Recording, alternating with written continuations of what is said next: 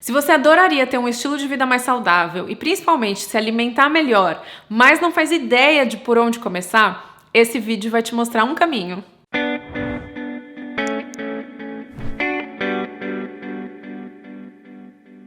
Oi gente, se essa é a sua primeira vez aqui no canal, eu sou a Feneuti e esse é o Feliz com a Vida.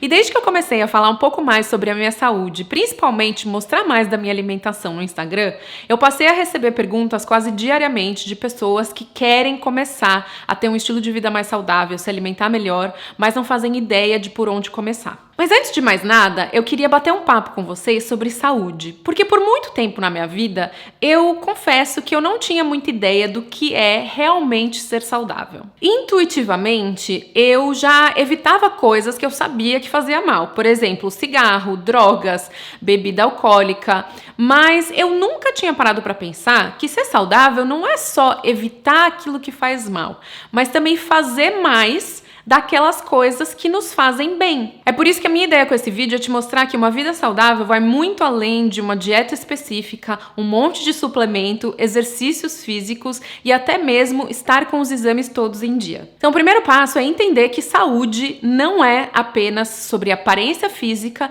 ou sobre estar com todos os exames em dia. Nos últimos 5 anos, eu estive doente. Eu sentia uma dor absurda nas articulações, muitas dores musculares, uma fadiga intensa.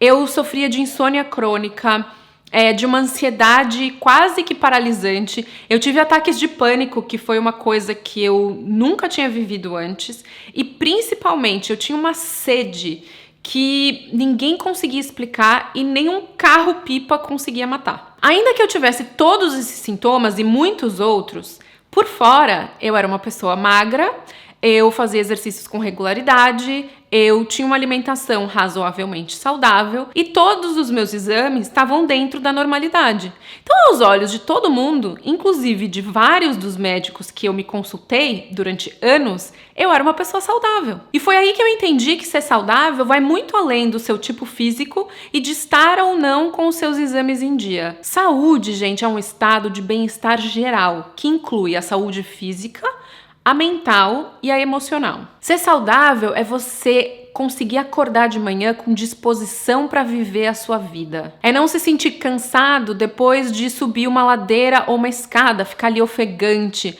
É você conseguir abaixar para pegar um objeto que caiu no chão sem sentir dores ou sem ter dificuldade para levantar. É não sentir diariamente sintomas como constipação, diarreia, gases, alergias. É conseguir lidar com as emoções, gerenciar o estresse, ser capaz de ter relacionamentos saudáveis e, no geral, se sentir feliz com a vida. A gente precisa começar a ver saúde de uma forma mais holística e parar de associar isso apenas a um corpo magro, uma dieta específica ou estar com os exames em dia. O segundo passo é não confie 100% em exames. E aí você pode estar pensando, mas Fê, se eu não confiar nos exames, eu vou confiar em quê? E aí eu te digo que depois de ter passado pela morte do meu pai e da minha própria experiência, eu percebi que exames dentro da normalidade não são um atestado de boa saúde. O meu pai era uma das pessoas menos saudáveis que eu já conheci. Ele fumava desde os 14 anos, ele tinha uma alimentação péssima, bebia muito nos fins de semana,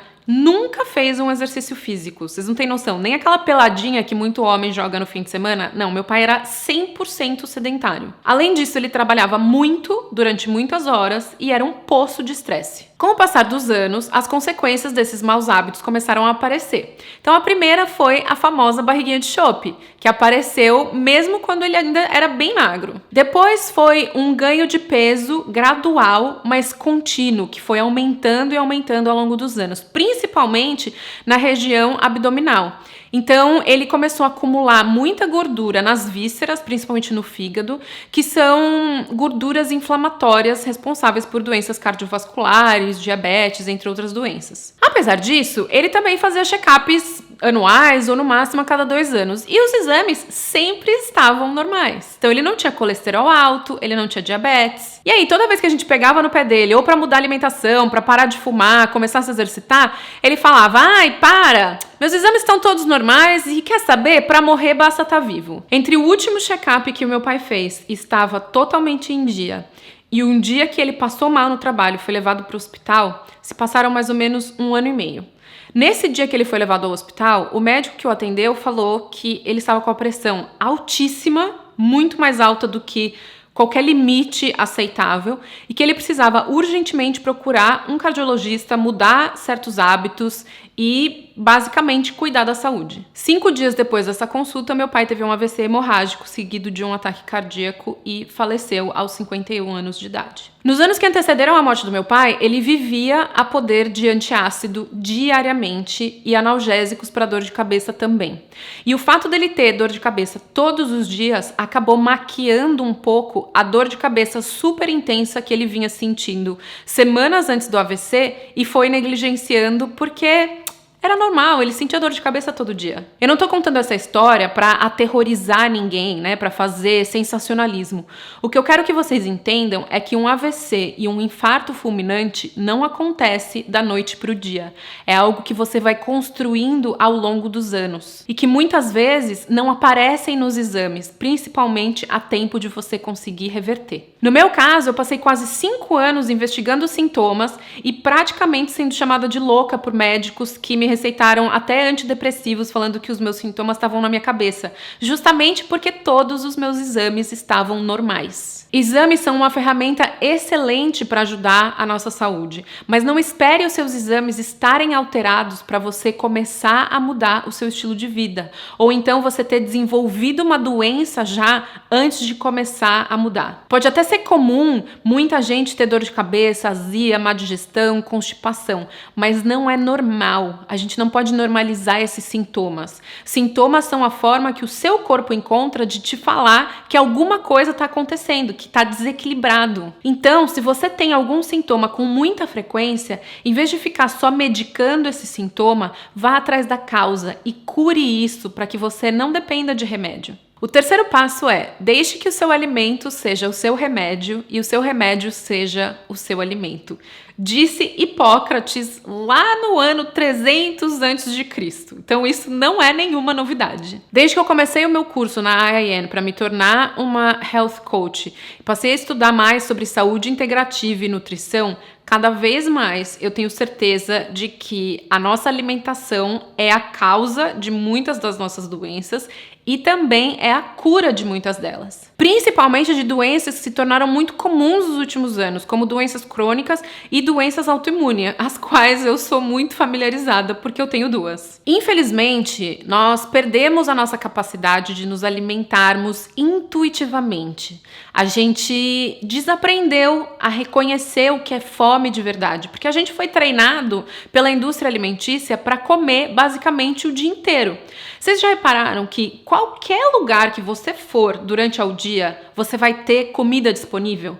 Seja no caixa da farmácia, do supermercado, na lojinha de conveniência do posto de gasolina, em qualquer cantina de escola, em cafés lá do lado do seu trabalho. Todo lugar você tem sempre acesso a algum tipo de snack, de comidinha. Mas aí, quando a gente para pensar na história da humanidade, na evolução do ser humano, essa abundância de comida, ela não existia. A gente precisava ralar muito para conseguir comida. Então, o nosso corpo, ele foi preparado para aguentar a fome. Só que hoje, parece que sentir uma fominha é uma tragédia, que a gente precisa ter sempre um lanchinho na bolsa, precisa estar sempre com algum tipo de comida acessível. E para piorar, a gente também não se movimenta como antes, né? Se a gente pensar que a gente passa quase metade do nosso dia sentado, seja num carro, num transporte público ou no trabalho, e aí quando você junta essas duas coisas, a conta não fecha. É muita comida para pouco movimento. É por isso que a gente tem aí uma quantidade imensa de pessoas que estão acima do peso, buscando uma alternativa milagrosa para perder esse peso, mas as dietas não funcionam, porque elas são uma restrição temporária para um problema que foi construído ao longo de uma vida. E elas não levam em consideração as circunstâncias e os hábitos que levaram as pessoas a chegar onde elas estão. Uma outra coisa que a gente precisa urgentemente mudar é o foco do emagrecimento pelo resultado estético. E sim focar no ganho de saúde real. A gente precisa parar com essa história de projeto verão, de você vai caber no vestido, para pensar no que você vai ganhar no ponto de vista da sua longevidade, da sua saúde daqui muitos anos. O quarto passo é aprenda a identificar a fome real. Eu já falei aqui que o nosso corpo tem capacidade de aguentar a fome até um certo ponto. O problema é que a gente foi se habituando a comer de acordo com um calendário social e não fisiológico. A gente também acaba comendo muito de acordo com a nossa cultura, sem muitas vezes questionar se aquilo faz sentido mesmo para o nosso organismo ou para as nossas necessidades. Além disso, uma das funções que demandam mais energia do nosso organismo é a digestão. Então vocês já repararam que quando você come aquela feijoada ou aquela macarronada no domingo, você acaba se sentindo com sono, com aquela moleza, meio letárgico? Isso não é por acaso. É porque o seu corpo está alocando a maior parte da energia dele para fazer aquela digestão. Então você realmente fica mais mole porque não sobra energia para outras coisas. O processo de fazer digestão, ele também não é rápido, dependendo daquilo que você come. E a gente precisa dar o tempo que o nosso corpo precisa para fazer a digestão completa. Ou então, se a gente está comendo o tempo inteiro, a gente faz com que o nosso corpo esteja usando grande parte da energia dele para ficar fazendo digestão, em vez de fazer outras coisas que também são importantes pra gente. Mas aí, como é que eu identifico a fome real? A fome, gente, nada mais é do que um sinal físico de que o seu estômago tá vazio. É quando você sente aquele buraco mesmo, sabe? Que seu estômago faz barulho. Você fala, meu Deus, eu tô com muita fome. E quando você tá com fome, você é capaz de comer qualquer coisa. E fome é diferente de apetite. O apetite, ele aparece quando a gente pensa numa comida, quando a gente sente um cheiro, quando a gente vê uma foto de uma coisa apetitosa. E aí a gente fica com vontade de comer. Então é aquela sobremesa que você come ao final de uma refeição, mesmo sem estar com fome. É aquele chocolate que você não resistiu e comeu ali na saída do supermercado. É muito importante entender essa diferença e começar a avaliar todas as vezes em que você está comendo, se você está comendo por fome ou por vontade de comer. Sabe por quê? Porque o que a gente come por vontade, geralmente é aquele excesso. É o que a gente não precisaria estar comendo muitas vezes. E que fique claro, não tem problema nenhum a gente comer as coisas por vontade. Eu adoro comer sobremesa, adoro comer um chocolatinho aqui e ali. O problema é quando a gente torna a vontade de comer um hábito e a gente passa a fazer isso o tempo todo. O passo 5 é cozinhe a sua própria comida e coma comida de verdade. Eu sei que muita gente não vai gostar de ouvir essa, mas é a mais pura verdade, gente. Não dá pra ser saudável se você não souber cozinhar pelo menos o básico. A não ser que você tenha dinheiro suficiente para contratar uma cozinheira que vá cozinhar tudo para você. Mas eu imagino que essa não é a realidade de muita gente. Então, é importantíssimo que você aprenda a cozinhar. Quanto mais você cozinha, mais você começa a entender sobre os alimentos, sobre os ingredientes, você começa a se interessar um pouco mais sobre certas combinações. E isso faz com que você coma melhor, tanto em casa, quanto você faça melhores escolhas quando você come fora de casa. Ser capaz de cozinhar a própria comida, além de libertador, te dá uma autonomia enorme em relação à sua saúde, o que é importantíssimo, porque ninguém pode ser responsável pela sua saúde além de você mesmo. Se alimentar de forma saudável significa nutrir o seu corpo com aquilo que ele precisa. E o que ele precisa é comida de verdade, que são alimentos naturais, minimamente processados. São aqueles que, mesmo quando são industrializados, só tem um ingrediente, como por exemplo, um molho de tomate que tenha apenas tomate.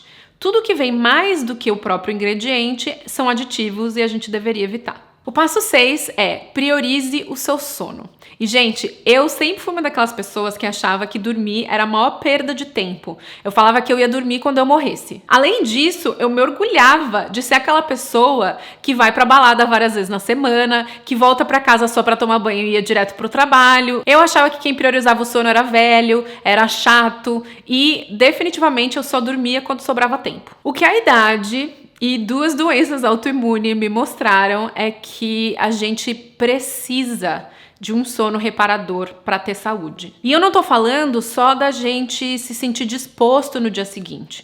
O sono é um momento em que o nosso corpo faz uma espécie de higiene, sabe? Que ele limpa as toxinas que se acumularam ao longo do dia, que ele regenera as células para que a gente continue envelhecendo com saúde. O que acontece na nossa vida é mais ou menos o seguinte: imagina um salão de festas que tem festa todo santo dia, das 7 da manhã até a meia-noite. E aí você tem só uma pessoa para limpar esse salão da meia-noite até as 6 da manhã. Só que aí o que acontece? Alguns dias a festa vai até mais tarde, no outro dia vem mais gente, aí o salão vai acumulando mais sujeira e coitada dessa pessoa não dá tempo nem dá conta de limpar tudo no mesmo dia. Então num dia acumula um pouquinho mais de sujeira aqui, no outro dia acumula um pouquinho mais de sujeira ali, e aí no final de um mês você percebe que tem sujeira para todo lado. É exatamente isso que acontece com o nosso corpo quando a gente não dorme, não se alimenta de forma saudável e ainda se expõe a muitas toxinas. Essa sujeira que a gente não elimina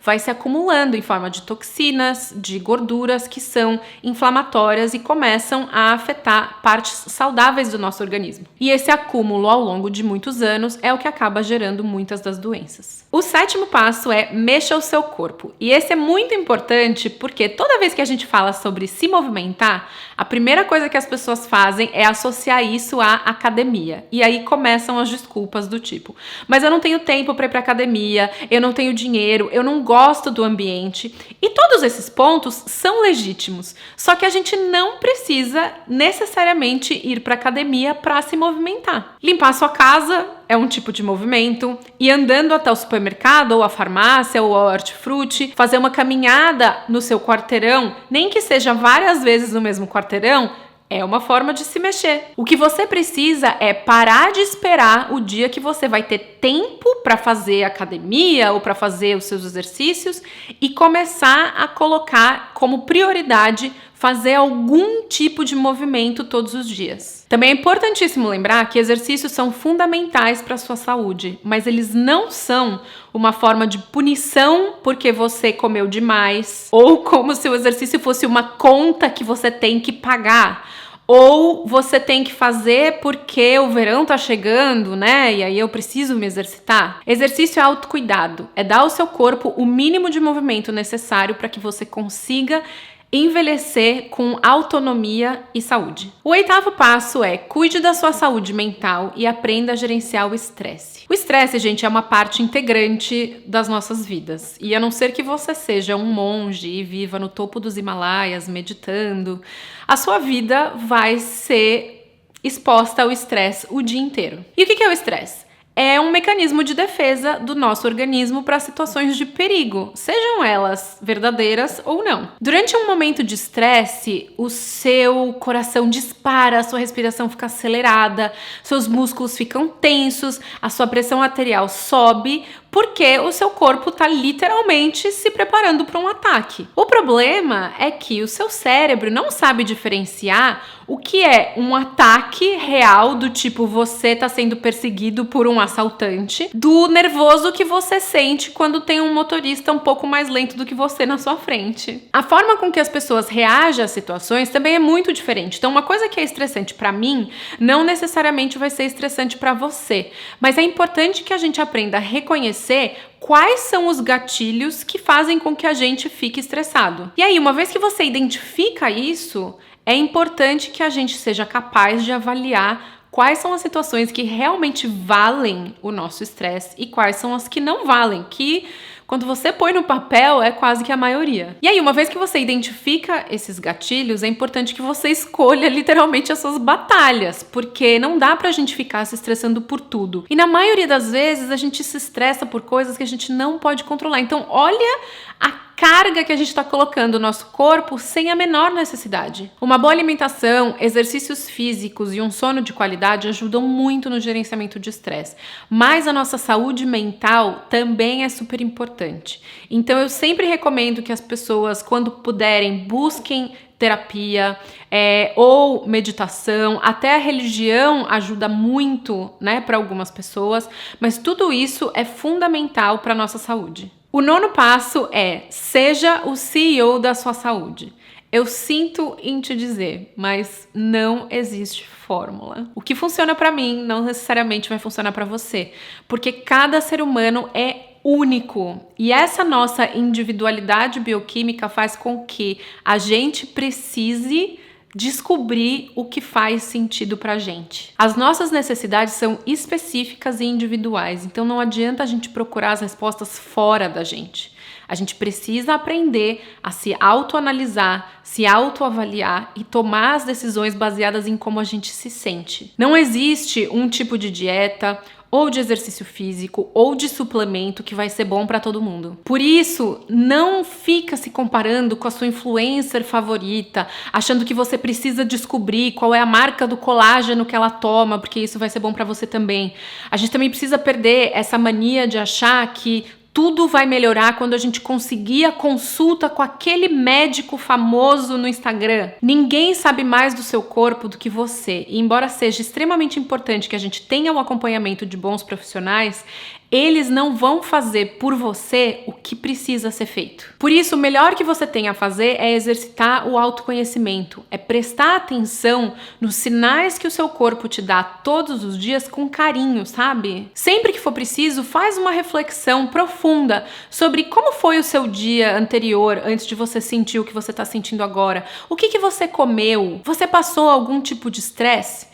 Com o tempo, você vai ser capaz de identificar certos padrões e aí todas as vezes que você se sentir de certa forma, você vai falar, foi que eu comi aquela comida e aí eu percebi que as últimas 4 vezes eu tive a mesma coisa, ou seja, aquilo não me faz bem.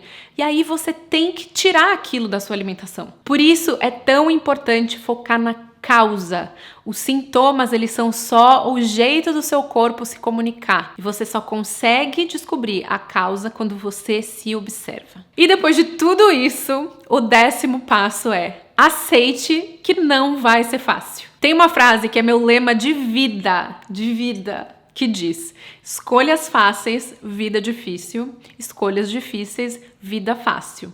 É do Jerzy Gregorek e desde que eu ouvi essa frase pela primeira vez, ela fez parte de mim. E a verdade, gente, é que não existe nada fácil, né? A vida, ela é difícil. O que a gente precisa escolher é qual é o difícil que a gente vai lidar. Porque o que acontece? A gente comer tudo que tem vontade hoje pode até parecer fácil, mas vai ser muito mais difícil de lidar com as consequências disso no futuro do que você se policiar um pouquinho por dia. Não é fácil remar contra a maré, arrumar tempo para cozinhar quando a gente tem milhões de coisas para fazer, trabalho, filhos, estudo, ainda tem que encaixar exercício físico no meio de tudo isso. Mas se fosse fácil, todo mundo faria. A escolha fácil de hoje, como não ir na academia para ficar assistindo Netflix, ela vai tornar a nossa vida mais difícil no futuro. E a gente só consegue vencer essa barreira quando a gente coloca a nossa saúde como prioridade absoluta. Vai ser desconfortável, gente. Vai doer. Mas não existe crescimento sem dor e sem desconforto. E mais, não existe felicidade sem crescimento. Por isso, comece hoje, porque daqui 5 anos você vai querer ter começado hoje. Essa é a sensação que eu tenho muitas vezes, mas eu decidi que agora é a hora e daqui pra frente eu vou cuidar da minha saúde. Eu quero ser uma pessoa saudável. E eu tenho certeza que daqui a 10 anos eu vou ficar muito feliz porque hoje eu decidi ser mais saudável. Eu sei que o vídeo ficou longo, mas eu espero que ele tenha servido como esse pontapé inicial que muita gente precisa para começar a viver uma vida mais saudável. E se você conhece alguém que tá precisando desse empurrão, aproveita, já compartilha esse vídeo, assina o canal se você ainda não é inscrito, assim a gente pode se ver no próximo vídeo. Tchau!